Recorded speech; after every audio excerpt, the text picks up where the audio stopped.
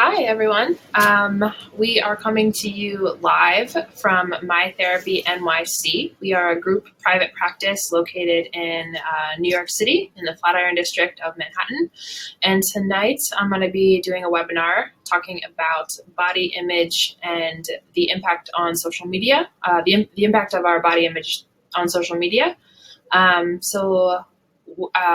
One thing to keep in mind is that there is a 20-second delay. So if you have any questions or concerns, you can feel free to jot them down and I'll see them, but I won't be able to respond until the end. We're going to do a little bit of Q&A and I'll try to get to every question that I see. If not, I'll reach out to you in an email. There's also a poll question and I encourage you and invite you to participate.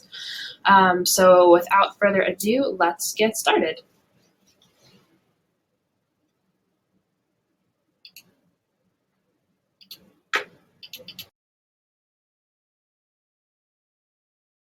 Topic for tonight is love your body, love yourself, talking about how to improve your relationship with your body in the digital age. I'm going to be talking a lot about social media, so let's get started. Tonight, we're going to talk about the impact of social media on self-esteem and how we can be, how the way we view ourselves can be impacted in subtle ways based on the type of content that we view. I'm also going to talk about the cycle of how we can get caught in a loop of using social media to feel good about ourselves. And we'll talk a little bit about how that can actually reinforce kind of a negative body image, even though it might not seem that way on the surface. Next, I'm going to talk a little bit about the facts of social media and the body industry, or the beauty industry, specifically where those two fields overlap. So where social media and beauty industry come together. Next, I'm going to talk about how to improve self-confidence and undo the social media fog. So if you find yourself kind of being bogged down by social media and the content that you're viewing, we're going to talk a little bit about how to undo that and how to feel great about yourself. Last thing I'm going to cover are tips for self-care and how to take care of your body and be good to yourself. I'm going to spend a lot of time on that and talk a little bit about some clients that I work with and how I work with them in session. And then I'm going to open it up for questions. We'll go over the poll question, talk a little bit about that, and I look forward to seeing your feedback. All right. So social media and self-esteem. As you know, social media gives us an opportunity to filter ourselves, some in some really fun ways. You'll see the picture. You can change it up a little bit, mix it up, make things fun. But social media also filters things out in a content way. It filters out the bad things. It filters out the things that aren't, that don't put our best foot forward. So if you don't have that in mind when you're looking at content, it's hard to remember that what you're seeing has actually been edited. So another thing about social media is that we only get the highlight reel. So that means you only see the best moments. You see the graduation pictures, you see the baby showers, but you don't necessarily see someone's credit card bills or the stress or the, tears behind the scenes. You only see the best of the best. Another thing is that we only see what we search. So in the age of social media, content can be tailored specifically to us based on what we've shown interest in. So you follow one design blog and you like a couple pictures, the next thing you know, there's a lot of suggestions coming your way for other pages to view. Or you view one protein shake page and the next thing you know, you're being bombarded with all of these images of flat tummies representing this protein shake brand without even necessarily agreeing to view all of this. You're seeing this content because of these tailored to you based on your interest algorithms. So it's one thing that social media is really tailored to what we've shown interest in. So you get what you've shown interest in. Another thing to think about is only the best pictures make the cut. So we see the best brunch pictures. We see the image of the sunset with the perfect lighting. We see the firework in the biggest display. But we don't really see those pictures anymore of like blinking in a picture or our friends, slouched over. We only see the best. And I encourage you as you're viewing social media in the future and as we're going through this webinar to think about the outtakes and the other selfies that didn't make the cut and, all the time that we spend tailoring the perfect made, image of ourselves and that other people are doing the same thing. Okay. So now let's talk about this cycle that I mentioned before. So right now, being on social media is a big deal. A lot of people spend a lot of time and energy on social media. We do it in our downtime. We'll jump on social media when we're stopped at a red light, when we're waiting for the elevator. So we spend a lot of our time viewing this content. So because we're spending a lot of time viewing the content, we end up increasing our exposure to images that have been edited or altered. Again, this idea of viewing the thing that's been filtered. And what can start to happen is we start to devalue the unfiltered content. We tend to kind of only focus and only have interest in the biggest and brightest things. And what can really start to happen is we kind of get this distorted image of reality because we're only seeing the best of the best. We end up comparing our average day-to-day life with the best parts of everyone else's life. So we have our mundane experience maybe 2-3 nights a week hanging out on the couch, and you're surrounded by birthday parties and graduations and I love you so much Facebook posts, and you can start to compare and have a distorted image of your friends, your family, and especially bigger people who have a bigger presence on social media. And what can happen is when we have this distortion is we can kind of start to devalue ourselves, devalue the way that we look, devalue how exciting our lives are, devalue what we bring to the table as a friend, as a coworker, as a lover, and we end up kind of inadvertently taking on this idea that we're not good enough or we're not as exciting, as the people who we view. And then what happens when you're not feeling so good about yourself is you kind of want to check out and not really deal with it. And when we check out, one of the easiest ways to check out is to hop on social media. So we might not realize that social media is the thing that's bogging us down and kind of turn to it as a way to check out and actually be reinforcing this pattern by continuing to expose ourselves to these images. This pattern might not be true for everyone, and it might not look as specific, as clean as I've described it just now. But if you kind of identify with this, or if you kind of see yourself in any of this, I invite you to drop a comment and to share your perspective. And if this doesn't apply to you, then cool and great, and I invite you to share that as well. Okay.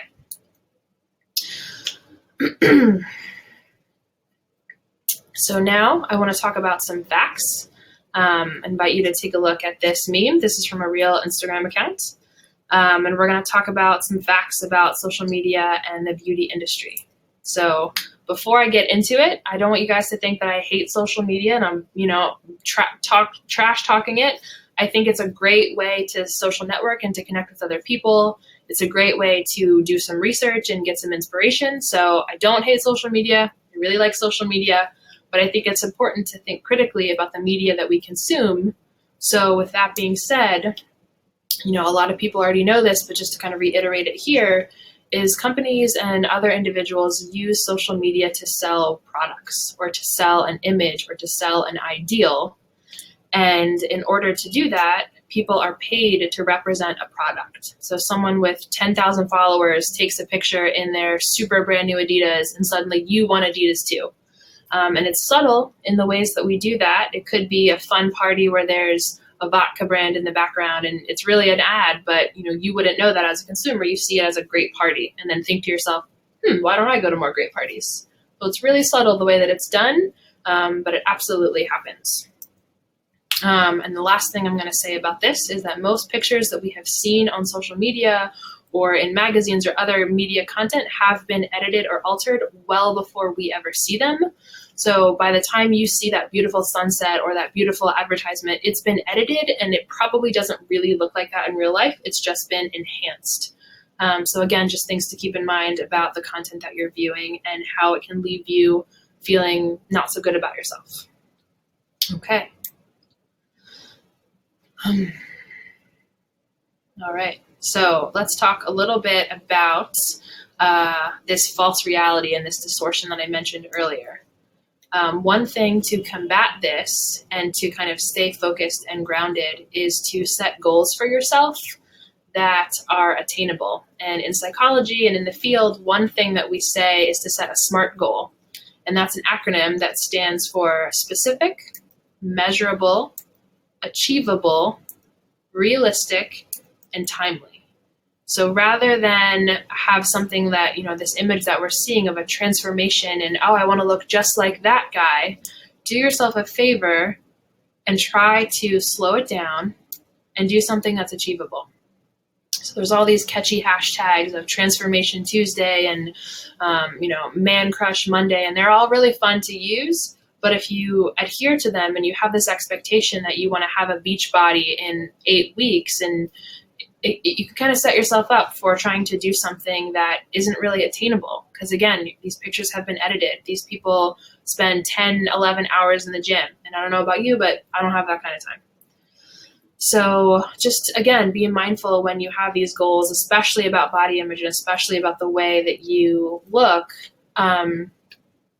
just to be mindful. So actually, after that, I'm going to show you a video of a photo editing video. So it's just a minute long. So I invite you to watch it. If you've seen it before, great. If you haven't seen it before, pay close attention, because some of the things they do in this video, you might not think about when you're looking at an edited post. So I'm going to show that, and then we'll come back to the presentation.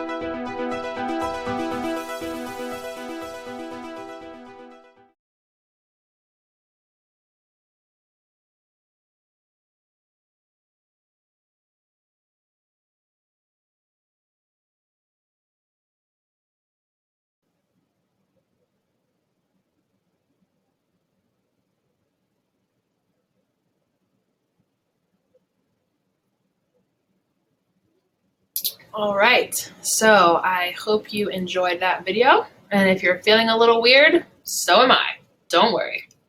It's really incredible what they can do to an image. And it's a nice reminder that by the time we see a really glamorous photo shoot, it actually doesn't represent a real person. A lot of stuff has changed. All right, so the next thing that we're going to talk about is we can get from social media. So let me do a quick recap on what we've covered so far. So far we've talked about how social media can and does impact our self-esteem, even if in subtle ways. We talked about the cycle of social media and how we find ourselves in this loop of wanting to look at content, ending up kind of being impacted by the content, and potentially not feeling good about ourselves, end up wanting to zone out, and find ourselves back on social media. We talked about some facts about the beauty industry and how most photos are edited. Next thing we're going to get into are some of the mixed messages that social media sends us. So with social media, I've said this before, it floods us with the best of everything. So we get the best food pictures, the best diet ideas, the latest fads, the best vacation destinations, and style trends. We see kind of the most glamorous, most popular sites, even if they're things that we might not be interested in. We're seeing these pictures of these beautiful waterfalls, or this beautiful brunch shot, or this great champagne. And what can happen is it leads to insecurities about ourselves and our situation. It can be frustrating to see pictures of these, young couples walking on a sandy beach in Hawaii when you just had a fight with your boyfriend and you don't really feel that way. And it can also lead to self-doubt, where you might say to yourself, gosh, I'll never be able to afford that, or I'll never be able to kind of have that job. And we end up comparing ourselves to these images. And again, these images might not even be real. They might have been doctored, they might be tailored, and it's not really a real representation. And it certainly isn't helpful for you to be flooded with these things if you're going to use it to compare yourself. So that gets me into, brings us into our next segment of undoing some of this. So shaking off the social media cloud. One way that you can start to do this, and I've talked to clients of my own a lot about this, is to expose yourself to a variety of media. So that could be alternative accounts, images, just content in general. It could be a podcast. It could be something that you don't normally spend time on. Some examples that I've suggested to clients or clients have suggested to me is National Geographic, some body positive accounts, and I'll get more into that in just a second, and this idea of learning about mindfulness. So body positive, it's a movement. It's going on where people take pride in the way that their body looks as it is. They're proud of themselves. They're proud of the way they look. You don't have to fit a certain aesthetic in order to feel good about your body. There's lots of information about that, and it can be a nice complement to these glammed up, idyllic and pretty narrow representations of kind of like a white, fit, able-bodied ideal image. A lot of these accounts are showing a lot of pride in people who don't look like that, people who don't sound like that, people who don't present themselves in that way.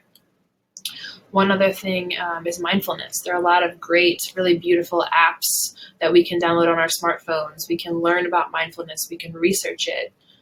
Mindfulness used to be a thing that only yogi people did, or people did on mountaintops, and it's much more accessible, and it can really help slow you down and prevent you from kind of absorbing this content. There's also other things. If there are things that you like to engage in that keep you off social media, I invite you to comment and share, and I'll shout it out at the end to share with other people. Another thing I talk to clients about is to unfollow those blogs that leave you feeling bad about yourself. If it doesn't serve you, ditch it. If you followed a design blog 2 years ago because you were repainting your kitchen and now you just look at this furniture that you don't think you can afford and it just makes you feel bad about yourself, unfollow it. No one's going to know, and it's only going to serve you and help you take care of yourself. If there's a fitness blog, that can be triggering, where you look at it and you suddenly feel really terrible about your body, or you think that you're less worthy because you don't fit this aesthetic. Unfollow it. You don't need to expose yourself to images that don't make you feel good, and certainly things that don't make you feel good about yourself. This next piece is to challenge yourself and add another activity into your downtime. So when you're winding down, you don't spend time just looking at social media. I'm going to talk in a little bit about specific activities that I've recommended and talked to with clients about, but a lot of it can just be changing your environment, and changing the content that you're exposed to can prevent the less you're exposed to something, the more free space you have in your mind, the more you're able to focus your attention on other things, especially things that might nourish you and fill you up rather than leave you feeling kind of yucky. All right. So this slide is about tips to improve self-confidence. These aren't necessarily body image specific, but we can certainly talk more about body image at the end, and I'll talk some here.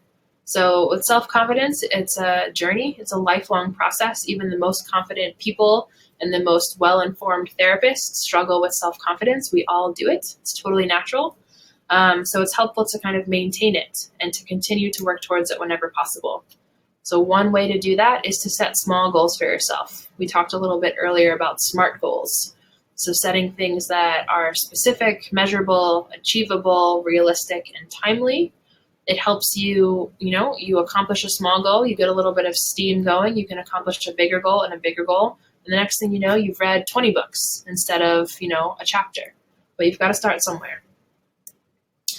Another thing to improve self-confidence is to take really good care of yourself. Make time to care for yourself. Not only will you feel good about it, but it will send a message to other people, and it will be a great model for others, because we all are really good at putting ourselves on the back burner. And the more we take care of ourselves, the better we're going to feel about ourselves, and the better we're going to feel about moving through the world.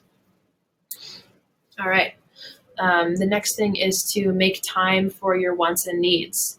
So take a moment, it doesn't have to be now I want you paying attention, but take a moment to think about what you want and what you need out of life and prioritize it. If there's something that you really need or something that's a hard limit for you, acknowledge it and don't discount it. You feel that way for a reason, and it's important to respect yourself and to respect what you need. It'll help you perform better when you're under pressure because you've stated what you are and are not willing to do.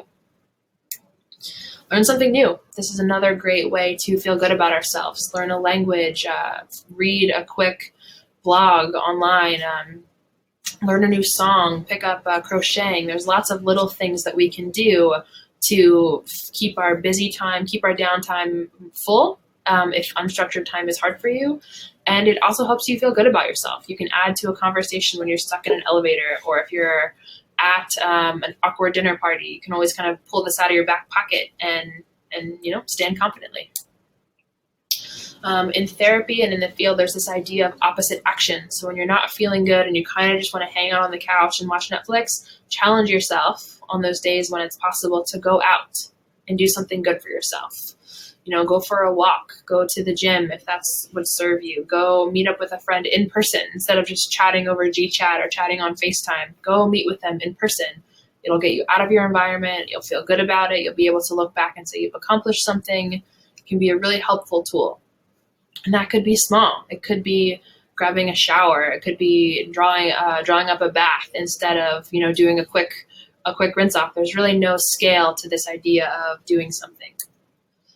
And then another point, there are lots of things we could talk about with improving self-confidence, but these are just a few. The last one is organize something, whether it's a sock drawer or a pantry or the pillows on your couch. Take a little time to set something just the way you would want it, so you can feel more comfortable and again feel proud of yourself. There's no goal that's too small when it comes to something like this. Organize your desktop, organize your music library, organize those vacation pictures so you know what you're actually looking at. Just examples of things you can do instead of spending time on social media.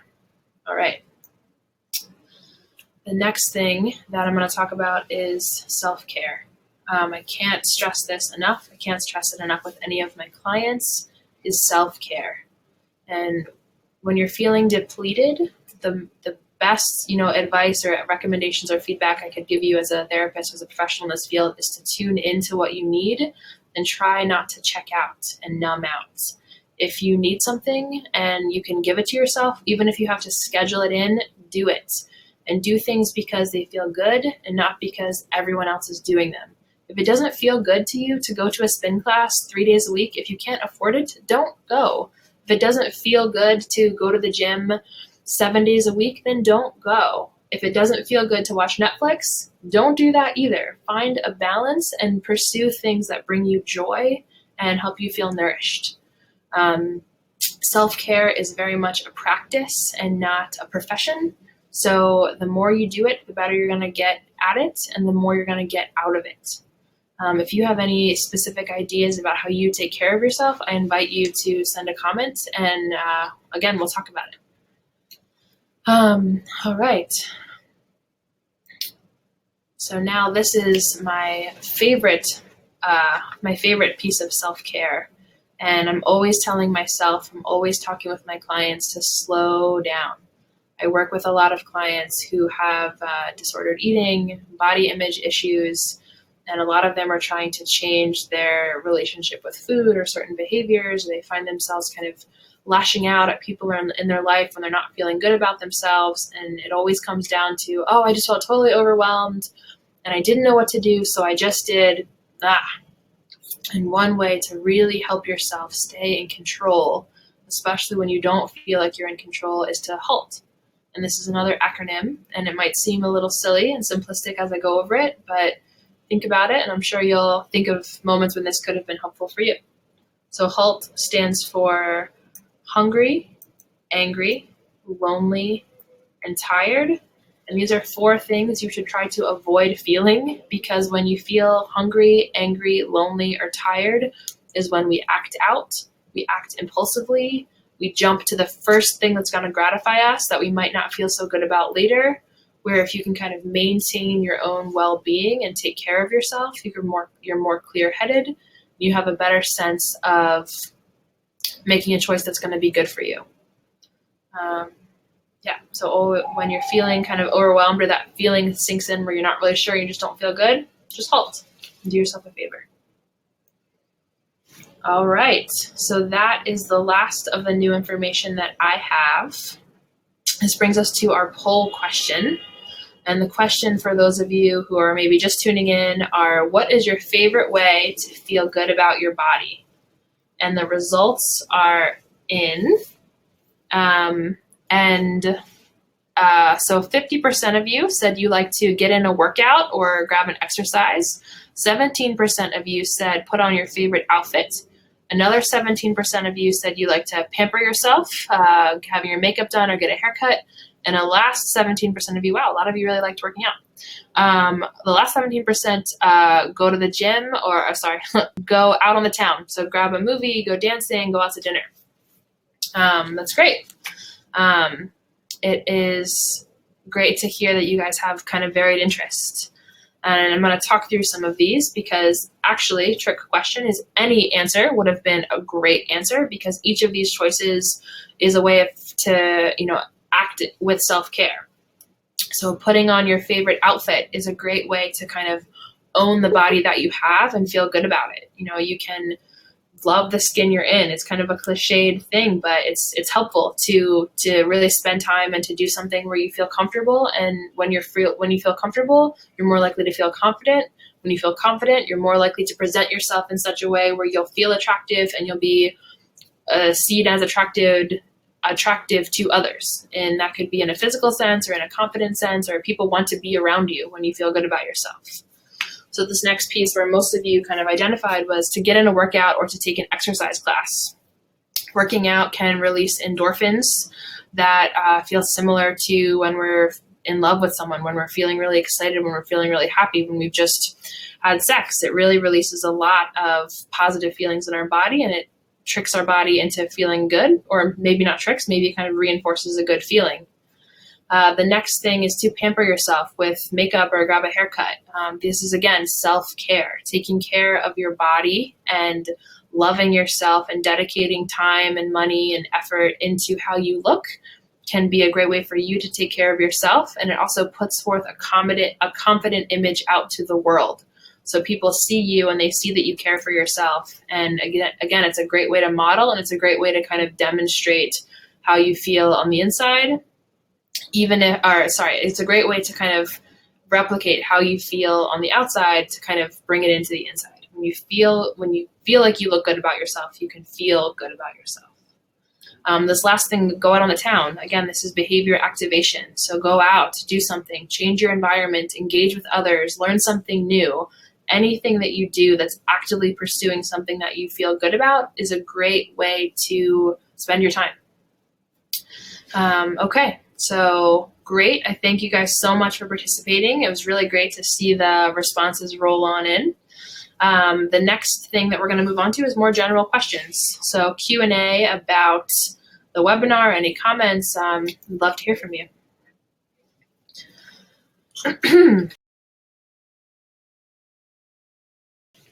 Oh, hi. All right. So I think we have a question coming in from Greg. Greg said, what kind of self-care activities can I do? I'm on a really tight budget and I don't have a lot of money. First of all, Greg, I feel ya. I think that being on a budget and kind of sticking to a budget, for one, can actually be a great way to take care of yourself without overextending your resources or overcommitting yourself. But to stay on that budget, there are a lot of things that we can do on the cheap. You can grab coffee with a friend or even go for a walk. It doesn't cost a lot of money to go for a walk. There are a lot of free and donation-based classes that we can take, especially if you're from New York City. There are lots of ways to kind of engage in activities. You can go to, there are free talks and meetup groups. There are lots of things to do when you're operating on a budget that don't necessarily take up a lot of money, but might take a little bit of creativity. All right. Let's see. Okay. Another question coming in from Sarah. Sarah says, I have severe depression and it is hard for me to motivate myself to do much of anything. Any tips for me? Well, first of all, Sarah, thank you so much for tuning in and giving yourself the time to tune into this webinar. I think that depression can be a really big challenge in making time for self-care, because part of depression is you don't really have the energy and you don't really want to. So sometimes just giving yourself the time to learn about something new or open up your opportunities can be a big step. And when I think about clients that I've worked with who have severe depression, we talk a lot about setting small goals, and that no goal is too small. So sometimes I've talked with clients about setting a goal of get in the shower at some point today, or change your clothes, really small. And that way, if it happens, great. If it doesn't happen, you can try again the next day, but you're not really stuck in this big astronomical goal of, I'm going to go run 10 miles. You can really keep it simple and keep it small. It's a great question, and thanks for reaching out. I think a lot of us have been in an experience like this, but just haven't really known where to go. So I appreciate you asking that question. Okay, Barbara, who is watching with her daughter. Cool. Hi, ladies. Barbara's daughter asks, what are some positive things that you can do on social media specifically to make you feel better that don't just feature blocking out things that make you feel worse about your body? That is a great question. I think that what I'm hearing is, how can I participate in things on social media that make me feel good, is kind of what I heard, or I guess what I read. And I talked a little bit about this before, is kind of following blogs and seeking out content that interests you. So if you have an interest in a foreign language or a clothing line or an activity, or if you're trying to, learn something new, pursue that. Do some research on social media and actively engage in things that excite you, and don't get kind of caught up in the same type of content. It's a great question. Okay. Any other questions? If there are any other questions, I see one more coming in.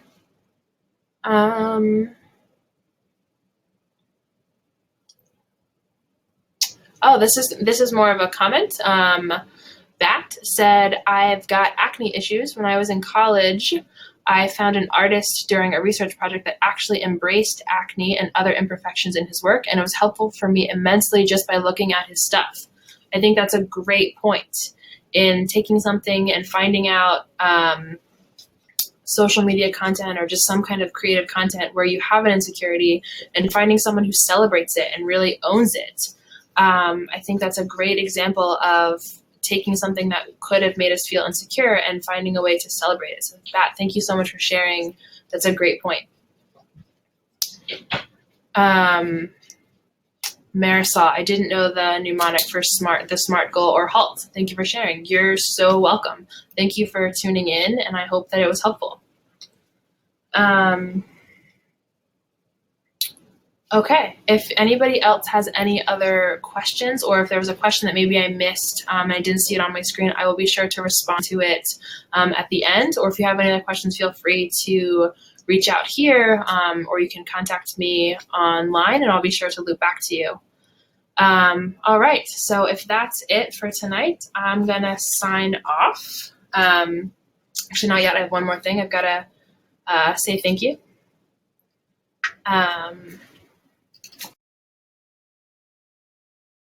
Thank you again, guys, for the questions and for the feedback and for kind of chiming in and for participating in the poll.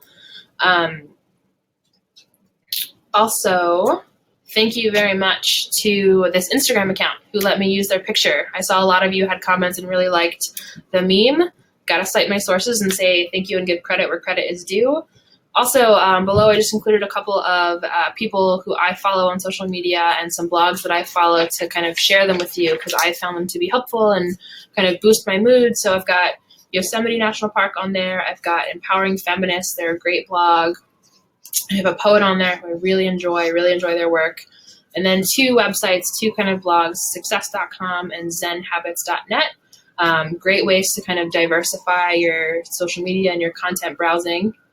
All right, so thank you guys for tuning in. And one thing to keep in mind is that everyone who is tuned in now will get a chance to see a replay tomorrow. It's going to be posted on our websites. And taking a look at this last slide, our website is My Therapy NYC. So again, this was brought to you by My Therapy NYC. This is a group private practice located in Manhattan in the Flatiron District. We do couples and individual therapy. We specialize in a lot of different things. There are a couple of people who specialize in trauma, eating disorders, anxiety, depression, personality disorders, lots of really well-trained therapists who really care a whole lot. So we hope to hear from you soon. Thank you guys so much for tuning in. All right.